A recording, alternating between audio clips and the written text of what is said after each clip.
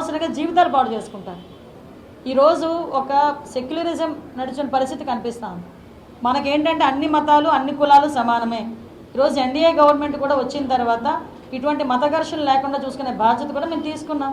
రీసెంట్గా ఎంత మీరు ప్రవీణ్ పగడాల కేసు గురించి కూడా ఎంత సావధానంగా మేము చేసామో మీరు అందరూ కూడా చూస్తున్నారు.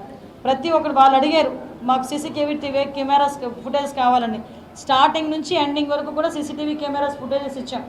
అట్ ద సేమ్ టైం వాళ్ళు అడిగిన ప్రతిదీ మీరు తెలియదు 38 అవర్స్ పోస్ట్ మార్టం చేయడానికి లేట్ అయింది.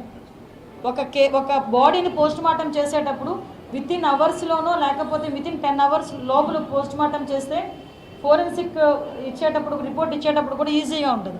అయినప్పటికీ కూడా 38 అవర్స్ అయిన తర్వాత పోస్ట్ మార్టం చేసి విశ్రాంతి తీసినా కూడా ఈరోజు ఫోరెన్సిక్ డిపార్ట్మెంట్ వాళ్ళందరూ కూడా దీని మీద ఇన్వెస్టిగేషన్ చేసుకొని ఒక ప్రాపర్ వేలో కంక్లూజన్కి వస్తున్నారు.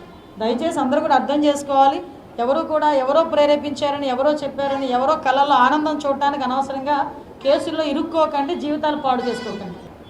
అంటే ప్రతిదానికి మా పోలీసు వాళ్ళు అంటే ఒక టైం అయిపోయింది. కానీ ఒక పులివెందుల ఎమ్మెల్యేకి ఎంతమంది ఇస్తారు పోలీస్ ప్రొటెక్షన్?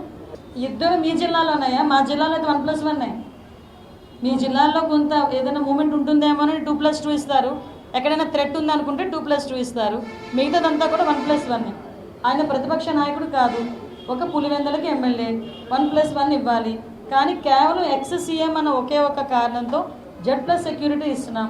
వెళ్ళేది సెన్సిటివ్ ఏరియా, దట్టు కొంచెం కాంప్లికేటెడ్ ఏరియా. ఎక్కడైనా ఎటువంటి దట్టు వాళ్ళు ఏం చేశారంటే వాట్సాప్స్లో అది కొంత ఇన్ఫర్మేషన్ పాస్ ఆన్ చేసుకున్నారు. మీరు ఇంతమంది రండి, అంతమంది రండి, ఇన్ని వెహికల్లో రండి, అన్ని వెహికల్లో రండి, ఎంత ర్యాలీగా వెళ్ళాలి, అంత ర్యాలీగా వెళ్ళాలి అని చెప్పేసి కొంత పోస్టులు పెట్టారు. ఇంటెలిజెన్స్ రిపోర్ట్ ఉంది కొంత మేరకు జనాలు వస్తారని. 1100 మందికి పైగా పోలీసుల్ని మేము పెట్టాం. 1100 మంది పోలీసుల్ని ఎస్పెషల్లీ హెలీప్యాడ్లోనే దగ్గర 250 మందికి పైగా పోలీసులు కూడా మేము పెట్టున్నాం. వాళ్ళు ఇంటెన్షనల్గా చేశారు. ఏదో అంటారు కదా, బాగా పడుకుని పోయిన వాళ్ళు లేపచ్చు, పడుకున్నారని నటించిన వాళ్ళు లేపగలమా మనం? కావాలి ఇంటెన్షనల్గా వాళ్ళు అక్కడికి రావాలి.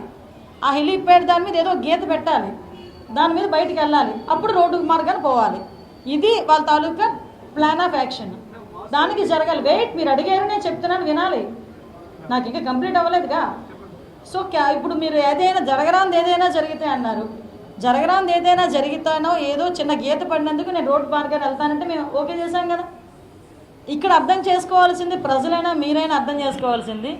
మరి ఒక విఐపి జగన్మోహన్ రెడ్డి ఆ చాపర్లో వెళ్ళేదానికి టెక్నికల్ ప్రాబ్లం వచ్చింది, ఎక్కడేం జరుగుతుందో తెలియదు, నేను చేతులు ఎత్తేసానని పైలట్ చెప్పాడని మీరు చెప్పారు. దాన్ని మేము యాక్సెప్ట్ చేసి పంపించాం. మరి ఆ హెలికాప్టర్ అలా డిసైడ్ అయిన 10 నిమిషాలకి ఎలాగ టేకాఫ్ అయింది? మరి ఆ ప్రాణభయం ఆ పైలట్కి ఉండదా? సార్ మీరు